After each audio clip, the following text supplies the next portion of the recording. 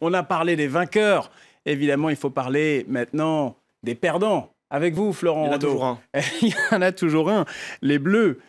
Cette équipe de France qui a été reçue à l'Elysée aujourd'hui par le président François Hollande. Alors évidemment, ça aurait été un rendez-vous tout à fait différent s'ils avaient pu remporter cet euro. Ils sont passés à quelques centimètres quand on a regardé le match de le remporter, cet euro. Ouais.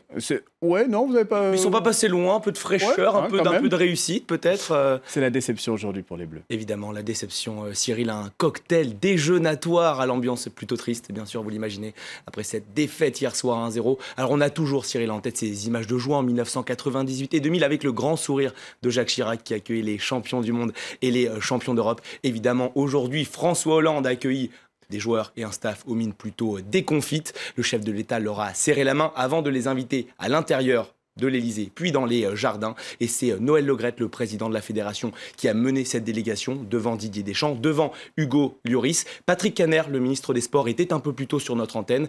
Il confiait à Alexandra Renard la conversation qu'il avait eue avec le gardien et capitaine des Bleus, un Hugo Lloris triste, inconsolable. Et évidemment, on le comprend, des Bleus qui savent bien sûr qu'ils sont passés à un cheveu de la gloire, qui plus est à domicile, Cyril. Il va désormais falloir se relever et ce sera toujours avec Didier Deschamps qui poursuivra sa mission jusqu'à la fin de son contrat, qui court, je vous le rappelle, jusqu'en 2018. Alors justement, 2018, la date n'a pas été choisie au hasard, évidemment. Objectif maintenant, c'est l'objectif 2018 avec cette Coupe du Monde en Russie. Et là, il y a quand même, les Bleus ont montré beaucoup de bonnes choses.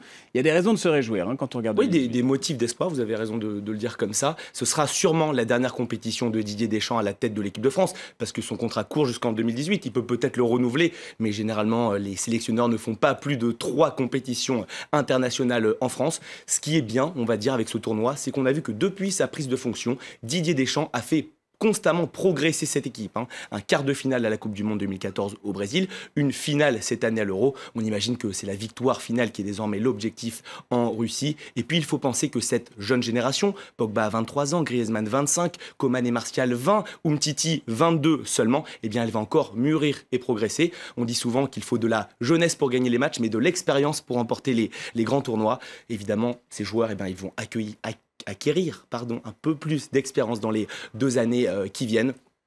Et puis, quid également des absents de cet euro. Que va-t-il faire, Didier Deschamps, de Benzema, Varane, Sakho, qui étaient normalement titulaires pour cette compétition, mais qui sont sortis du 11 titulaire pour des affaires extrasportives, des blessures, des suspensions. C'est évidemment, on aura la réponse, j'imagine, le 6 septembre prochain pour le premier match de qualification pour la Coupe du Monde. Ce sera à Minsk, face à la Biélorussie. Et vous parliez il y a un instant d'Antoine Griezmann, qui est sacré meilleur joueur de cet euro. Oui, 6 buts et 2 passes pour lui. Il a réalisé vraiment une très belle compétition. Alors, même si les Français ne sont pas allés jusqu'au bout, et Griezmann notamment, qui a... Est-ce qu'on peut dire qu'il a raté sa finale? Non. Il a un petit peu raté ça. En fait, il a tellement bien joué en 8e, en quart et en demi qu'on attendait une performance il avait placé la barre extrêmement haut. Mais bon, dans les matchs à élimination directe, il a quand même marqué 5 buts et 2 passes décisives. C'est évidemment le joueur le plus décisif de ce tournoi. Et c'est pour ça qu'il est sacré meilleur joueur de l'euro. Petite consolation, je ne suis pas sûr que ça lui change vraiment. Il avait la mine défaite aujourd'hui à l'Elysée. Voilà pour le côté sportif, mais